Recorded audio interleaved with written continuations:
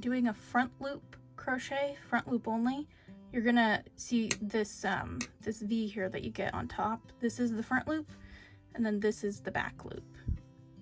So then, and this is subjective. Whichever side is facing you, like it's in relation to where you're looking.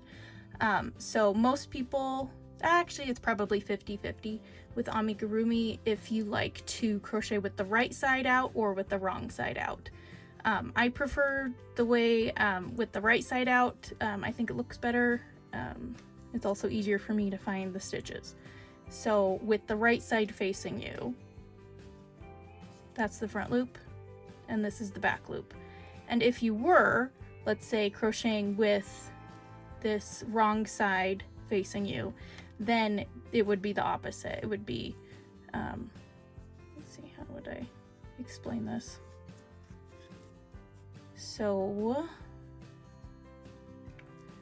it's kind of hard to explain with it not facing.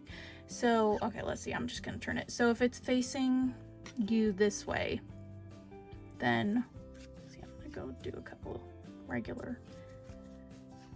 Okay, so now you can see that same thing there. Now the front loop for you is this one, and the back loop for you is this one. It just depends on what side is facing you, what side you want facing out on your project.